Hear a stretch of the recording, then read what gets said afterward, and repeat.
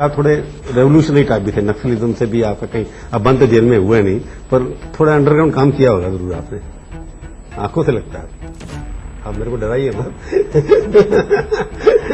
मैं राजनीति के बारे में प्रभु जी में कुछ बात नहीं। मैं नक्सलिज्म नॉट राजनीति। I don't want to, that's very touchy point of my life. साल 1968 पश्चिम बंगाल के दार्जिलिंग जिले के नक्सलवाड़ी गांव से निकली हथियारबंद क्रांति पूरे बंगाल में फैल चुकी थी। कोलकाता की यूनिवर्सिटियों में भी नक्सलवाद पहुंच चुका था। नक्सल आंदोलन को रोकने के लिए बंगाल पुलिस ने जगह जगह छापे मारने शुरू कर दिए थे। इसी दौरान नक्सलियों का एक ग्रुप अपनी जान बचाने के लिए कलकत्ता की गलियों में भाग रहा था, लेकिन ऐसी एक गली आती है जहां ये ग्रुप दोनों ओर से फंस जाता है। एक तरफ पुलिस और दूसरी तरफ राजनीतिक पार्टियों के गुंडे जो नक्सलियों के इस ग्रुप के ऊपर पेट्रोल बम फेंक रहे थे। इन नक्सली लड़कों के पास बचने का अब कोई रास्ता नहीं बचा था। नक्सली लड़कों के इस ग्रुप को लीड कर रहे गौरांग ने अपने दूसरे साथी से बंगाली भाषा में पूछा कि कितने बम बचे हैं। जवाब मिला सिर्फ एक। इस वक्त पुलिस केवल 40 मीटर दूर थी और गली में लगातार फायरिंग कर रही थी। तभी गौरांग ने इस आखिरी बम को भी पुलिस की तरफ फेंक दिया, जो इंस्पेक्टर तारापत साहा के पास जाकर गिरता है। इंस्पेक्टर तारापत साहा की किस्मत अच्छी थी कि ये बम फटा नहीं, लेकिन इतनी देर में गौरांग और उनके दोस्त पुलिस को चकमा देकर बेनिया टोला नाम की गली में भाग जाते हैं, जो उन दिनों नक्सलियों का गढ़ थी और जहां पुलिस एक कदम भी नहीं रख सकती थी। इस तरह गौरांग और उसके साथियों की एनकाउंटर से जान बची। ये गौरांग नाम का लड़का कोई और नहीं था बल्कि मिथुन चक्रवर्ती थे, जो अपनी जवानी के दिनों में नक्सली थे और जो आगे चलकर इसी देश में सुपरस्टार बने। मिथुन की लोकप्रियता इतनी बढ़ी कि जब साल 1986 में रूस के लीडर मिखाइल गोर्बाचोव भारत आए, तब भारत के प्रधानमंत्री राजीव गांधी ने उन्हें अमिताभ बच्चन से मिलाते हुए कहा कि ये इंडिया के सबसे बड़े सुपरस्टार हैं। तब मिखाइल गोर्बाचोव ने चौंकते हुए कहा कि लेकिन मेरी बेटी तो केवल मिथुन चक्रवर्ती को ही जानती है। मिथुन चीन में भी इतने पॉपुलर हुए कि चीन में कोविड लॉकडाउन के दौरान जब चावल और बाकी चीजों की कमी हुई तो चीन के लोगों ने प्रोटेस्ट करने के लिए जिम्मी जिम्मी गाने को गाया, क्योंकि चीनी भाषा मंदारिन में जिम्मी जिम्मी का मतलब होता है मुझे चावल दो। अपने जमाने में ये फैन फॉलोइंग थी मिथुन चक्रवर्ती की। वैसे में सवाल उठता है कि आखिर मिथुन ने किशोरावस्था में यूथ कांग्रेस, जवानी में नक्सलियों को और अधेड़ावस्था में टीएमसी को और बुढ़ापे में भाजपा को कैसे ज्वाइन कर लिया। मिथुन पर मुंबई अंडरवर्ल्ड से जुड़ने के क्या आरोप लगे, बाला साहब ठाकरे से मिथुन का क्या संबंध था और कैसे बंबई की सड़कों पर सोने वाला लड़का उत्तर भारत का सबसे बड़ा बॉलीवुड सुपरस्टार कैसे बना। क्या है मिथुन चक्रवर्ती की पूरी कहानी, जानेंगे आज के इस एपिसोड में।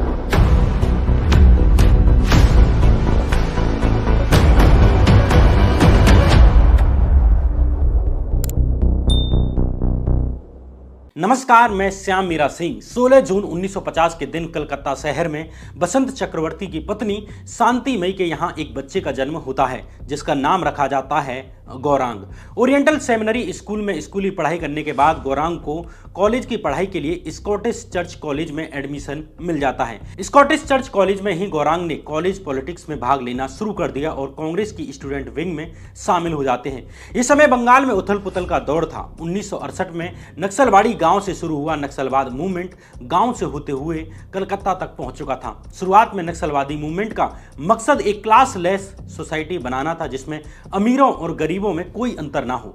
नक्सलवादी मूवमेंट के इस मकसद से यूथ और स्टूडेंट्स बहुत प्रभावित होते हैं और मूवमेंट से जुड़ने लगते हैं। इसी तरह नक्सलवादी मूवमेंट स्कॉटिश चर्च कॉलेज भी पहुंच जाता है, जहां नक्सल लीडरशिप की नजरें गौरांग पर पड़ती हैं, जो स्कॉटिश चर्च कॉलेज में अपने डांस, म्यूजिक, फुटबॉल और रेसलिंग के कारण बहुत ज्यादा पॉपुलर हो चुका था और इसी पॉपुलैरिटी की वजह से कॉलेज लेवल के चुनाव भी जीत चुका था। नक्सलवादी आंदोलन से प्रभावित होकर गौरांग भी अब नक्सल मूवमेंट से जुड़ जाता है और धीरे धीरे गौरांग नक्सल मूवमेंट के लीडर चारू मजूमदार का सबसे खास लड़का बन जाता है। नक्सलियों के संपर्क में आने के बाद गौरांग ने अपने कुछ दोस्तों को भी अपने साथ जोड़ लिया और धीरे धीरे गौरांग का ग्रुप सबसे डेयरिंग नक्सलियों में शामिल हो जाता है। नक्सली मूवमेंट को बढ़ते हुए देखकर बंगाल सरकार ने नक्सली मूवमेंट को कंट्रोल करना शुरू कर दिया। हर रोज नक्सली छात्र मारे जाने लगे। अब नक्सलियों ने भी पुलिसिया कार्रवाई का जवाब देना शुरू कर दिया। इससे पुलिस और नक्सली मूवमेंट के लोगों के बीच हिंसा बढ़ जाती है। गौरांग की मां घंटों भगवान के सामने बैठकर रोते हुए प्रार्थना करती रहती थी कि उनके बेटे को कुछ ना हो। गौरांग के घर लौटने तक उनके पिता भी नहीं सोते थे।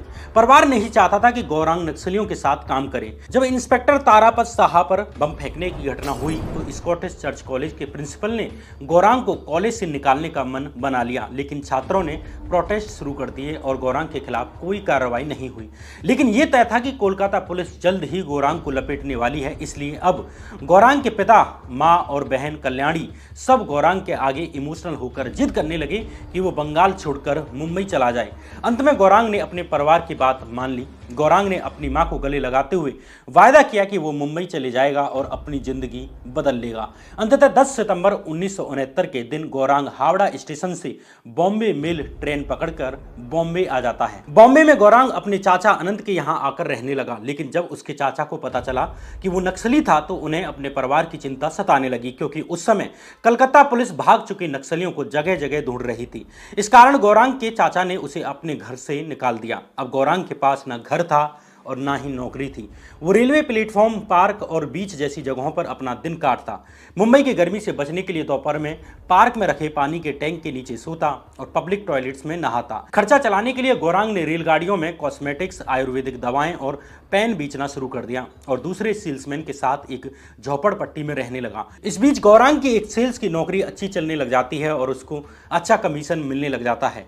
गौरांग ने कोलीवाड़ा में एक और सेल्समैन के साथ मिलकर 50 रुपए के किराए पर एक फ्लैट ले लिया। इसी दौरान गौरांग की मुलाकात होती है गौतम गुहा से, जो जाने माने फिल्म प्रोड्यूसर गुलाल दोहा के बेटे थे। गौरांग अपने काम से खुश नहीं था और इसलिए गौरांग ने film and television institute of India यानी FTII में एडमिशन लेकर एक्टिंग की पढ़ाई करने का मन बना लिया। साल 1972 में गौरांग का FTII के लिए इंटरव्यू होता है। डायरेक्टर ऋषिकेश मुखर्जी और एक्ट्रेस जया भादुरी ने गौरांग का इंटरव्यू लिया। परफॉर्मेंस शुरू होने के कुछ सेकंड के बाद ही दोनों ने गौरांग को रोकते हुए कहा कि आप सेलेक्ट हो चुके हैं। मुंबई के दिनों में ही गौरांग के जीवन में एक और चीज बदलती है। दरअसल गौरांग की राशि मिथुन थी और इसलिए उनके पेरेंट्स ने एक ज्योतिषी के कहने पर उसका नाम उसकी राशि पर ही रख दिया। इस तरह गौरांग चक्रवर्ती मिथुन चक्रवर्ती बन जाते हैं। इस तरह साल 1972 में मिथुन FTII पहुंचते हैं, जब legendary actor writer Girish Karnad FTII के प्रिंसिपल थे, लेकिन यहां रैगिंग बहुत होती थी। पहले साल ही मिथुन को आधी रात में नींद से उठा दिया गया और कपड़े उतारकर मेन गेट तक भगाया गया। इसके बाद उन्हें स्विमिंग पूल में ठंडे पानी में फेंक दिया गया। सामान्य परिवार से आने के कारण मिथुन बड़ी इनसिक्योरिटी में रहते थे। उनके सभी क्लासमेट्स बड़े शहरों से थे, अच्छा पहनते थे, अच्छा बोलते थे। वे मिथुन को इग्नोर करते थे। इसी बीच FTII में मिथुन की शक्ति कपूर से दोस्ती होती है। शक्ति कपूर मिथुन का ही खाना खाते और उनके फ्लैट पर रहने लगे। FTII से पास होने के बाद मिथुन बॉम्बे में रोजाना फिल्म स्टूडियोज और प्रोड्यूसर्स के ऑफिस के चक्कर काटने लगे, लेकिन उन्हें गेट से ही भगा दिया जाता था। एक दिन मिथुन एक जाने माने प्रोड्यूसर से मिलने में कामयाब हो जाते हैं, लेकिन प्रोड्यूसर ने उनसे कहा, अपना चेहरा देखा है आईने में, कौन से एंगल से एक्टर दिखता है। एक दूसरे प्रोड्यूसर ने ऑडिशन में मिथुन से हिंदी गाने पर डांस करने को कहा, लेकिन जैसे ही मिथुन डांस करने लगे कुछ सेकंड के बाद ही उन्हें रोकते हुए प्रोड्यूसर ने कहा, मुझे मालूम था बंगाली लोग डांस नहीं कर सकते, बंगाली लोग धोती पहन सकते हैं, डांस नहीं, तुम लोगों के बस की बात नहीं है नाच गाना। इसी तरह एक डायरेक्टर ने मिथुन से कहा कि अगर वो हीरो बन जाते हैं तो वे डायरेक्शन छोड़ देंगे। लेकिन कमाल की बात यह रही कि इस बीच मिथुन को मशहूर डांसर हेलेन की डांस मंडली में जगह मिल जाती है और जल्द ही वे उनके स्टार परफॉर्मर बन जाते हैं।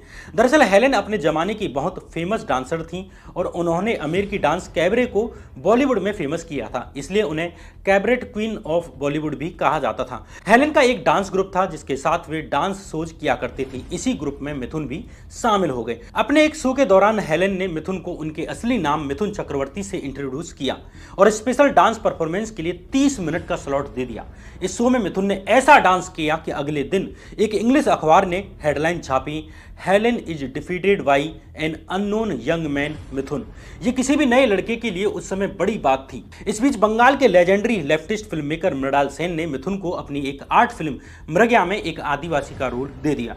मृग्या में मिथुन ने ऐसी एक्टिंग की कि इसकी देश विदेश में तारीफ होती है, खासकर रूस में। इस फिल्म के लिए साल 1976 में मिथुन को national film award for best actor मिलता है। इस वक्त मिथुन की उम्र मात्र 26 साल थी। मिथुन पहले एक्टर थे जिन्हें अपनी पहली ही फिल्म के लिए बेस्ट एक्टर का नेशनल अवार्ड मिला।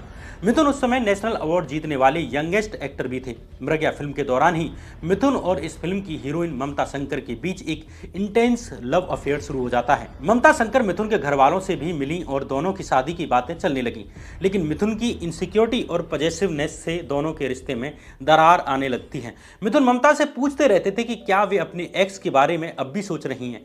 ममता इससे बहुत परेशान होती थी क्योंकि उन्हें मिथुन को बार बार अपनी लॉयल्टी साबित करनी पड़ती थी। इसलिए ममता शादी के बाद एक्टिंग छोड़ने को भी तैयार हो गई ताकि मिथुन खुश रहें, लेकिन फिर भी दोनों के बीच डिफरेंसेज बढ़ने लगते हैं और मिथुन शादी को टालते रहते हैं। इस बीच मिथुन को बॉलीवुड में पहला ब्रेक मिलता है। मिथुन के दोस्त गौतम गुहा के पिता दुलाल गुहा की फिल्म पापी देवता में काम मिल जाता है। इस फिल्म में धर्मेंद्र और हेमा मालिनी लीड रोल में थे और मिथुन को हेमा मालिनी के छोटे भाई का रोल मिल जाता है, लेकिन शूटिंग शुरू होने के कुछ दिन बाद ही यह फिल्म बंद हो जाती है। इसी समय पर दुलाल गुहा 2 अनजाने भी बना रहे थे। उन्होंने मिथुन को इसमें कुछ सेकंड्स का रोल दे दिया जिसमें उन्हें अमिताभ बच्चन की पत्नी बनी रेखा पर अश्लील कमेंट करने थे। शूटिंग के दौरान मिथुन हमेशा अमिताभ के बैग उठाने के लिए तैयार रहते थे, जो उस समय तक हिंदी सिनेमा के सबसे बड़े स्टार बन चुके थे। साल 1977 में मिथुन की मुक्ति फिल्म आती है। इस फिल्म में भी मिथुन को केवल गेस्ट अपीयरेंस भर का काम मिलता है। दरअसल मिथुन को उन दिनों पैसों के लिए काम चाहिए था, इसलिए उनके पास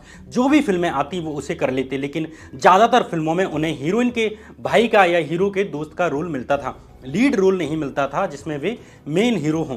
हालांकि 1978 से चीजें थोड़ी बदलने लगी थी और इस साल मिथुन की 5 फिल्में रिलीज हुई। इनमें से हमारा संसार और तेरे प्यार में, इन 2 फिल्मों में मिथुन और सरका ने एक साथ काम किया और दोनों के बीच रोमांस की खबरें उड़ने लगी। साल 1979 में स्टारडस्ट मैगजीन ने मिथुन और सारिका के बीच अफेयर की खबर छाप दी। जब ममता शंकर को इसके बारे में पता चला तो वे मिथुन को कन्फ्रंट करने के लिए बॉम्बे आ जाती हैं। मिथुन ने अपने इस अफेयर से इनकार कर दिया, लेकिन ममता शंकर को यह भी कहा कि वे अपने करियर की शुरुआत में ही शादी नहीं करना चाहते। ये सुनकर ममता कलकत्ता वापस लौट आती हैं और अंततः दोनों का रिश्ता टूट जाता है। हालांकि पर्सनल लाइफ में चल रही इस उथल पुथल के बीच मिथुन का फिल्मी करियर चल निकला। 1979 में मिथुन की फिल्म सुरक्षा आई। इस फिल्म में मिथुन ने गन मास्टर G9 का रोल किया। ये फिल्म इतनी हिट हुई कि इसने मिथुन की जिंदगी बदल डाली और वे रातों रात एक स्टार बन गए। ये फिल्म जेम्स बॉन्ड से इंस्पायर्ड एक स्पाई मूवी थी। इस कारण मिथुन को भी देसी जेम्स बॉन्ड कहा जाने लगा। जब साल 1982 में जेम्स बॉन्ड का रोल करने वाले रोजर मूर से पूछा गया कि क्या वे किसी इंडियन एक्टर को जानते हैं, तो उन्होंने कहा मिथुन, आपका इंडियन जेम्स बॉन्ड। साल 1979 में मिथुन ने मॉडल और एक्ट्रेस हेलेना ल्यूक से शादी कर ली। हालांकि मिथुन की यह शादी भी मात्र 4 महीने ही चलती है। हेलेना कहती है कि मिथुन उन पर शक करते थे और उन्हें बार बार मिथुन को यह भरोसा दिलाना पड़ता था कि उनका अब अपने एक्स बॉयफ्रेंड के साथ अब कोई चक्कर नहीं है। मिथुन चक्रवर्ती द दादा ऑफ बॉलीवुड किताब के अनुसार हेलेना आरोप लगाती हैं कि मिथुन खुद ऐसा कर रहे थे, इसलिए उन्हें लगता था कि वे भी ऐसा कर रही हैं। हेलेना से तलाक के बाद साल 1979 में ही मिथुन ने एक्ट्रेस योगिता बाली से शादी कर ली। योगिता बाली से जुड़ा एक किस्सा बहुत मशहूर है। दरअसल अपने स्ट्रगल के दिनों में मिथुन रोजाना एक वीडियो गेम दुकान के बाहर आकर खड़े हो जाते थे, जहां से योगिता की गाड़ी जाती थी और मिथुन उन्हें देखते थे। योगिता पुलिस से शिकायत करने की सोच ही रही थी, लेकिन फिर मिथुन ने आना जाना बंद कर दिया। लेकिन दोनों 4 साल बाद 1978 में एक पार्टी में दोबारा मिलते हैं। अब तक मिथुन फेमस हो चुके थे और कुछ ही दिनों में दोनों की दोस्ती हो गई और साथ में कुछ फिल्में भी की।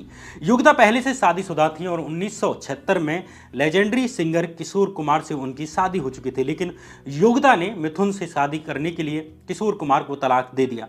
किशोर कुमार इससे इतने हर्ट होते हैं कि उन्होंने मिथुन के लिए गाने बंद कर दिए। इसके कारण ही बप्पी लहरी जैसे लोगों को मौका मिला जो मिथुन की फिल्मों में गाना गाने लगे। सुरक्षा फिल्म की सफलता से मिथुन के दिन बदल चुके थे। अगले साल 1980 में उन्होंने 10 फिल्में की, जिनमें द नक्सलाइट्स भी शामिल थी। नक्सलियों के जीवन पर बनी इस फिल्म में मिथुन ने एक नक्सली का रोल किया। मिथुन बताते हैं कि वे ये फिल्म नहीं करना चाहते थे क्योंकि ये उनके उस पास्ट से संबंधित थी जिसे वो भूलना चाहते थे, लेकिन वे फिल्म को डायरेक्ट कर रहे ख्वाजा अहमद अब्बास से बहुत प्रभावित थे। साथ ही वे एक डांसर और एक्शन हीरो की तरह अपनी इमेज को भी तोड़ना चाहते थे, इसलिए उन्होंने इस फिल्म के लिए हाँ कर दी। द नक्सलाइट्स ने नक्सल मूवमेंट की भावना और नक्सलियों के जीवन को अच्छे से बयां किया और क्रिटिक्स ने इसकी बहुत तारीफ की। हालांकि ये फिल्म बॉक्स ऑफिस पर नहीं चल सकी। दैनिक जागरण की एक खबर के अनुसार मिथुन चक्रवर्ती ने पत्रकार अली पीटर जॉन के साथ बातचीत में अपनी नक्सली लाइफ को लेकर बताया था। मिथुन ने कहा कि ये लेबल उनसे कभी नहीं हटा था। बकौल मिथुन, इंडस्ट्री और उसके बाहर के लोग कलकत्ता में नक्सली आंदोलन में मेरे शामिल होने और नक्सलियों के उग्र नेता चारू मजूमदार के साथ मेरे करीबी संबंधों के बारे में सब जानते थे। मेरे परिवार में एक त्रासदी के बाद मैंने आंदोलन छोड़ दिया था, लेकिन नक्सली होने का लेबल मेरे साथ हर जगह रहा, चाहे वह पुणे में FTII हो या जब मैं 70 के दशक के अंत में बॉम्बे आया था। 1980 की तरह 1981 में भी मिथुन के लिए अच्छा साल रहा और इस साल उनकी 8 फिल्में रिलीज हुई। मिथुन उन फिल्म मेकर्स की पहली पसंद बनते जा रहे थे जो अमिताभ बच्चन को अफोर्ड नहीं कर सकते थे, लेकिन फिर भी एक कमर्शियली सक्सेसफुल फिल्म बनाना चाहते थे। इसके कारण मिथुन को गरीबों का अमिताभ बच्चन भी कहा जाने लगा और फिर 1982 में आई डिस्को डांसर फिल्म, जिसने मिथुन को सुपरस्टार बना दिया। फिल्म साधारण परिवार से आने वाले एक ऐसे व्यक्ति की कहानी कहती है जो सभी मुश्किलों को पार करते हुए एक महान डांसर बनता है। डायरेक्टर बी सुभाष ने इस फिल्म के लिए बहुत रिस्क लिया था और अपनी खुद की सेविंग्स भी इसमें लगा दी थी। मिथुन ने भी सुभाष को 1 लाख रुपए दिए थे। डिस्को डांसर ने इंडिया की आम जनता को डिस्को कल्चर से मुलाकात कराई और दर्शक इसके लिए पागल हो गए। डिस्को डांसर ने मिथुन को घर घर पहुंचा दिया। ये फिल्म विदेश में भी खूब चलती है। सबसे ज्यादा चली सोवियत यूनियन, रूस में। ये फिल्म सोवियत यूनियन में सबसे ज्यादा कमाई करने वाली विदेशी फिल्म बन जाती है। मॉस्को की सड़कों पर जिम्मी जिम्मी गाना गाया जाने लगा।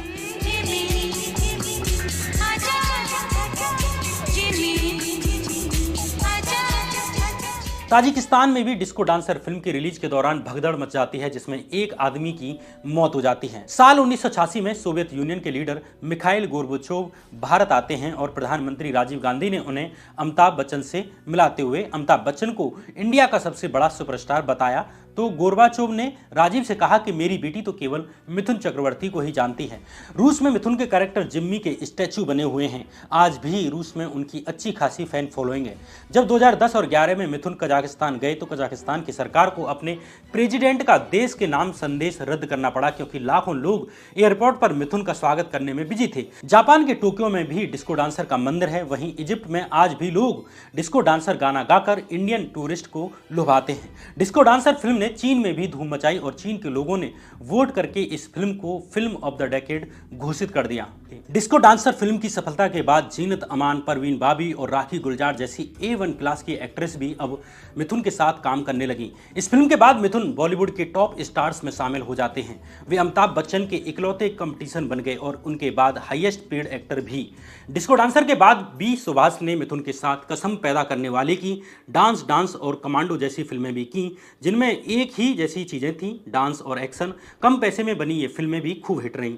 साल 1984 में राजीव गांधी के कहने पर अमिताभ बच्चन राजनीति में चले आते हैं। इस कारण मिथुन ने अमिताभ की जगह ले ली और लगातार हिट्स देकर हिंदी सिनेमा के सबसे बड़े सुपरस्टार बन गए। साल 1986 तक मिथुन इंडिया में सबसे ज्यादा टैक्स देने वाले व्यक्ति बन चुके थे। कुल मिलाकर 1980 का दशक मिथुन के सितारे बुलंद करने वाला रहा। इन 10 सालों में मिथुन ने कुल 116 फिल्में की, जिनमें से ज्यादातर कमर्शियली सक्सेसफुल रही। उनकी सबसे कम चलने वाली फिल्मों में भी प्रोड्यूसर्स के पूरे पैसे निकल आते। जब मिथुन अपने करियर के टॉप पर थे तभी 1985 में उनके और श्रीदेवी के अफेयर की खबरें सामने आने लगी। कहा गया कि मिथुन ने यह कहकर चुपचाप श्रीदेवी से शादी कर ली है कि वे अपनी पत्नी योगिता से अलग हो गए।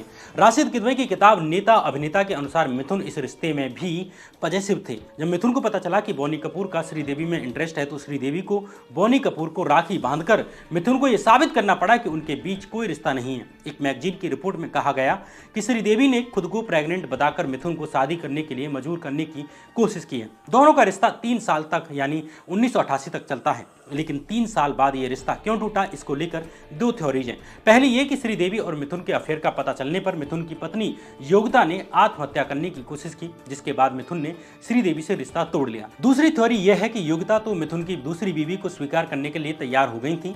उस समय कई बॉलीवुड एक्टर्स ने 2 शादियां की हुई थी, लेकिन मिथुन के पिता ने इससे साफ इनकार कर दिया और उन्हें बेदखल करने की धमकी दे डाली। जब श्रीदेवी को पता चला कि मिथुन ने अपनी पहली पत्नी को तलाक नहीं दिया है तो उन्हें अंदाजा लग गया कि मिथुन योगिता को कभी नहीं छोड़ेंगे, इसलिए साल 1988 में उन्होंने रिश्ता तोड़ लिया और शादी को रद्द कर दिया। ये 2 थ्योरीज हैं योगिता और मिथुन के अलग होने की। इसी बीच मिथुन ने कहा कि वे फिल्में छोड़ने जा रहे हैं। उनकी बहन और कजिन्स भी संन्यास ले चुके थे, वे भी इसी रास्ते पर जाना चाहते हैं। इसलिए मिथुन साल 1994 में मुंबई छोड़कर तमिलनाडु के ऊटी शिफ्ट हो जाते हैं। मिथुन के ऊटी शिफ्ट होने के पीछे कई कारण थे। एक तो अब तक उनका कंपटीशन बढ़ चुका था। गरीब से अमीर बनने की कहानियों के लिए अब अनिल कपूर, जैकी श्रॉफ और संजय दत्त जैसे एक्टर्स आ चुके थे। वहीं डांसिंग रूल्स के लिए गोविंदा आ चुके थे। इस कारण मिथुन अब डायरेक्टर्स और दर्शकों की एकमात्र पसंद नहीं रह गए थे।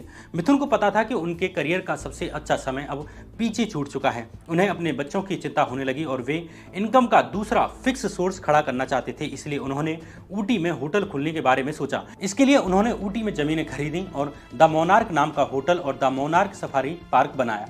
इसके अलावा बॉम्बे में हो रही हिंसा और दाऊद इब्राहिम के सहयोगियों से मिथुन के संबंध को भी उनके ऊटी शिफ्ट होने का एक कारण माना जाता है। साल 1993 में बॉम्बे में पहले दंगे हुए और फिर सीरियल ब्लास्ट। फिल्म इंडस्ट्री भी इसकी जद में आ चुकी थी। संजय दत्त को इलीगल वेपन्स रखने के आरोप में गिरफ्तार किया जा चुका था। दाऊद इब्राहिम इन धमाकों का मुख्य आरोपी था, जिसके कई आदमी पुलिस की गिरफ्त में थे। इनमें हनीफ कड़ावाला और समीर हिंगोरा शामिल थे। धमाकों से पहले मिथुन हनीफ और समीर हिंगोरा और बॉलीवुड के फिल्म प्रोड्यूसर्स के बीच लिंक का काम करते थे। मिथुन के बॉम्बे में नेताओं से भी अच्छे संबंध थे, जिनमें सबसे प्रमुख थे बाला साहब ठाकरे। बाला साहब ठाकरे से मिथुन के बहुत अच्छे संबंध थे और इसलिए ही मिथुन पर हर कोई या कोई भी हाथ डालने की हिम्मत नहीं करता था। बाला साहब ठाकरे के अलावा मिथुन पश्चिम बंगाल के वामपंथी मुख्यमंत्री ज्योति बसु के भी करीबी थे और इसी तरह वे सीपीएम लीडर सुभाष चक्रवर्ती के भी खास थे। जब भी मिथुन कोलकाता आती तो लंच या डिनर के लिए सुभाष चक्रवर्ती के घर पर जरूर जाते थे। जब भी सीपीएम सरकार फंड जुटाने के लिए कोई इवेंट करती थी तो मिथुन इसमें जरूर शामिल होते थे और इसके लिए कोई फीस चार्ज नहीं करते थे। बॉम्बे से ऊटी आने के बाद मिथुन ने अपने रहने वाली जगह को ही अपना प्रोडक्शन हब बना लिया और यहीं से फैक्ट्री की तरह एक के बाद एक फिल्में निकालने लगे। परिणाम यह हुआ कि 1998 तक मिथुन हीरो के तौर पर 300 से ज्यादा फिल्में कर चुके थे।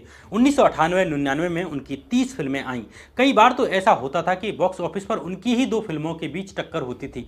दरअसल ऊटी में मिथुन की एक फिल्म 4 महीने में ही बन जाती थी। इन फिल्मों की एक जैसी कहानी होती थी। इनमें मिथुन ऐसा रोल करते थे जिसके माता पिता या बहन को मार दिया गया है और वे उसका बदला लेते हैं। इन फिल्मों में हीरोइन का काम केवल कमर मटकाना होता था और इस काम के लिए ज्यादातर साउथ की एक्ट्रेस को ही लिया जाता था। इंटरेस्टिंगली मिथुन केवल उन प्रोड्यूसर्स के साथ काम करते थे जो ऊटी में शूटिंग कर सकते थे और उनके होटल में रुकते। इससे मिथुन को बहुत ज्यादा फायदा हुआ। वे फिल्म से भी कमाते और अपने होटलों से भी कमाते, लेकिन एक्टर के तौर पर यह मिथुन के लिए या उनके करियर के लिए सबसे बुरा दौर था। 1993 से 98 के बीच मिथुन की रिकॉर्ड 30 फिल्में फ्लॉप होती हैं। अकेले 1996-97 में उनकी 15 फिल्में फ्लॉप रहीं। बॉलीवुड स्टार्स में मिथुन के नाम पर सबसे ज्यादा फ्लॉप फिल्में हैं, लेकिन अपने सबसे बुरे दौर में भी मिथुन पैसे छाप रहे थे और उन्होंने कभी अपने प्रोड्यूसर्स का नुकसान नहीं होने दिया। इसका कारण ये था कि इन फिल्मों में बहुत कम पैसा लगता था। 1998 में मिथुन की एक फिल्म को बनाने में जहां 2 या 2.5 करोड़ रुपए लगते थे, वहीं शाहरुख खान की एक फिल्म बनाने में 6 करोड़ रुपए तक लग जाते थे। उत्तर भारत के गाँव में मिथुन का एक लॉयल फैन बेस था, जिसके कारण फ्लॉप होने वाली फिल्में भी कम से कम अपना पैसा निकाल लेती थी। इस तरह मिथुन बॉम्बे में जितना कमाते थे उससे ज्यादा पैसा ऊटी में कमा रहे थे। इसके कारण मिथुन 1995 से 1999 तक इंडिया के हाईएस्ट इंडिविजुअल टैक्स पेयर रहे। साल 1997 तक मिथुन के होटल भी चलने लगे और उन्होंने कलकत्ता, सिलीगुड़ी, दार्जिलिंग और मधुमलई में भी होटल खोल लिए। इस तरह मिथुन एक सक्सेसफुल और फुल टाइम बिजनेसमैन बन गए। लेकिन भोजपुरी सिनेमा के राइज ने मिथुन की इन सस्ती फिल्मों के कारोबार को नुकसान पहुंचाना शुरू कर दिया, क्योंकि मिथुन के भी वही दर्शक थे और भोजपुरी सिनेमा के भी वही दर्शक यानी यूपी बिहार के लोग थे। इसलिए अब मिथुन दोबारा से मुंबई लौट आते हैं और फिल्में करने लग जाते हैं। इस बीच मिथुन के जीवन की पॉलिटिकल इक्वेशंस भी बदलने लगी। साल 2000 में जब ज्योति बसु के उत्तराधिकारी बुद्धदेव भट्टाचार्य पश्चिम बंगाल के मुख्यमंत्री बने तो मिथुन के लेफ्ट से संबंध टूटने लगे। बुद्धदेव भट्टाचार्य मसाला फिल्मों को अच्छी नजर से नहीं देखते थे। वहीं बुद्धदेव भट्टाचार्य की सीपीएम नेता सुभाष चक्रवर्ती से भी नहीं बनती थी, जो कि मिथुन के भी करीबी थे। इस तरह साल 2009 में सुभाष चक्रवर्ती और साल 2010 में ज्योति बसु की मौत के बाद मिथुन लेफ्ट से पूरी तरह अलग हो जाते हैं। इसी बीच 2011 में पश्चिम बंगाल में सरकार बदल जाती है और लेफ्ट के 34 साल के राज का अंत करते हुए तृणमूल कांग्रेस यानी टीएमसी की ममता बनर्जी मुख्यमंत्री बन जाती हैं बंगाल की। अब मिथुन की ममता बनर्जी से नजदीकियां बढ़ने लगी। कहा जाता है कि 2012 के राष्ट्रपति चुनाव के समय मिथुन ने प्रणब मुखर्जी और ममता बनर्जी के बीच मीडिएटर का काम किया था, जिसके बाद ममता बनर्जी ने राष्ट्रपति चुनाव में प्रणब मुखर्जी का समर्थन किया। साल 2014 में जब ममता बनर्जी ने उन्हें राज्यसभा सांसद बनाने का ऑफर दिया तो मिथुन टीएमसी में शामिल हो गए, यानी पहले यूथ कांग्रेस, फिर नक्सली और फिर लेफ्ट और फिर टीएमसी में शामिल होने के बाद ही मिथुन का नाम शारदा चिट फंड स्कैम में आ गया। शारदा ग्रुप से उनके अकाउंट में पैसे आने के कारण ईडी ने उनसे पूछताछ भी की। दरअसल मिथुन शारदा ग्रुप के चैनल 10 के फेस थे और इस पर एक बंगाली टॉक शो करते थे, जिसके लिए उन्हें 1.20 करोड़ रुपए मिले थे और इसी समय स्कैम सामने आ गया। माना जाता है कि स्कैम में नाम आने से मिथुन घबरा गए और उन्हें लगने लगा कि वे ममता बनर्जी और नरेंद्र मोदी के बीच चल रही राजनीतिक लड़ाई के बीच में फंस गए हैं। उन्हें यह भी डर था कि इससे उनके होटल बिजनेस और फिल्म करियर पर असर पड़ सकता है, इसलिए उन्होंने खुद को अब तृणमूल कांग्रेस से दूर करना शुरू कर दिया। मिथुन ने शारदा ग्रुप से मिले पूरे 1.20 करोड़ रुपए ईडी को दे दिए। मिथुन ने हमेशा कहा कि उनका शारदा ग्रुप से संबंध केवल प्रोफेशनल था और उन्हें उनके घोटाले के बारे में कुछ नहीं पता था। यहां यह बताना जरूरी है कि यही वह शारदा चिट फंड मामला था जिसमें कांग्रेस के नेता रहे हेमंता बिस्वा शर्मा का नाम आया था। हेमंता भी मोदी सरकार की जांच के कारण भाजपा में आ गए थे। हेमंता पर हमने एक डिटेल्ड वीडियो बनाई है, लिंक कमेंट बॉक्स में मिल जाएगी, जिसे अभी तक करीब 20 लाख लोग देख चुके हैं। मोदी सरकार आने के बाद अप्रैल 2015 में सीबीआई ने मिथुन को क्लीन चिट दे दी। ममता ने आरोप लगाया कि सीबीआई ईडी का इस्तेमाल करके मोदी सरकार ने मिथुन चक्रवर्ती को ऐसा धमकाया है कि वे अब उनसे बात भी नहीं करते हैं। मिथुन ने 2016 के पश्चिम बंगाल विधानसभा चुनाव में टीएमसी के लिए प्रचार तक नहीं किया और इसके 7 महीने बाद हेल्थ इश्यूज बताते हुए 26 दिसंबर 2016 के दिन राज्यसभा की सदस्यता भी त्याग दी। टीएमसी से अलग होने के बाद मिथुन बीजेपी और आरएसएस के करीब आ जाते हैं। 2019 में वे नागपुर में मौजूद रहे आरएसएस हेडक्वार्टर गए और 2021 में बीजेपी में शामिल हो गए।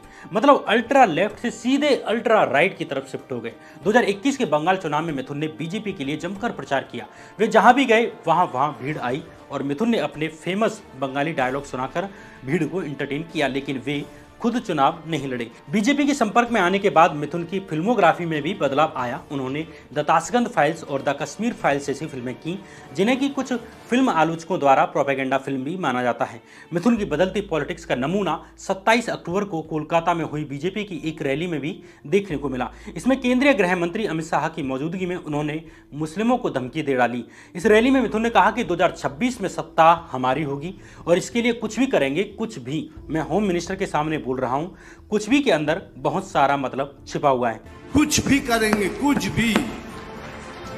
मैं होम मिनिस्टर साहब के सामने बोल रहा हूं, कुछ भी के अंदर बहुत सारे मतलब छुपा हुआ है।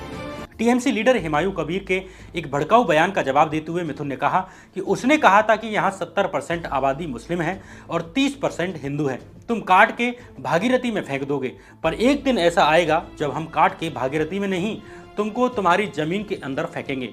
आप हमारे झाड़ का एक फल तोड़ोगे तो हम आपके झाड़ के 4 फल तोड़ देंगे। लेकिन एक दिन आएगा जब हम तुमको काट के भागीरथी में नहीं, तो भागीरथी हमारी माँ है, पुण्य माँ है, तुमको तुम्हारी जमीन के अंदर तुमको फेंकेंगे उधर।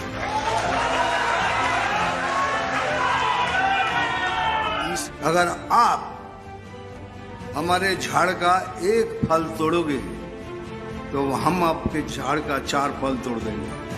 अब तक पॉलिटिकली करेक्ट बयान देते रहे मिथुन होम मिनिस्टर के सामने मुस्लिमों को खुलेआम धमकी दे रहे थे। इस भड़काऊ बयान के लिए उनके ऊपर एफआईआर हुई। अपने बयान पर माफी मांगने की जगह मिथुन ने कहा कि उन्होंने ऐसा कुछ नहीं कहा जिसके लिए उन्हें माफी मांगनी पड़े। साल 2024 में बीजेपी सरकार ने मिथुन को दादा साहब फाल्के अवार्ड दिया, जो भारतीय सिनेमा का सबसे बड़ा अवार्ड है। मिथुन के बारे में भी हमारा वही सवाल है जो हेमंता बिस्वा शर्मा को लेकर था। आखिर इन लोगों की आइडियोलॉजी है क्या, या जरूरत के हिसाब से इनकी आइडियोलॉजी भी बदलती रहती है। मिथुन जवानी की शुरुआत में कांग्रेस के छात्र संघ में रहे, फिर नक्सली विचारधारा से जुड़ गए, नक्सलवाद छोड़कर फिल्मों से जुड़ गए और बीच में टीएमसी में चले गए ममता बनर्जी के साथ, और अब वो बीजेपी में हैं। अब बीजेपी में आने के बाद वे बाकी नेताओं की तरह हिंदू मुस्लिम करने लगे हैं। इस पर हिंदी के लेखक मुक्तिबोध की एक लाइन याद आती है, पार्टनर आपकी पॉलिटिक्स क्या है? इससे ज्यादा सवाल उनसे क्या ही पूछें।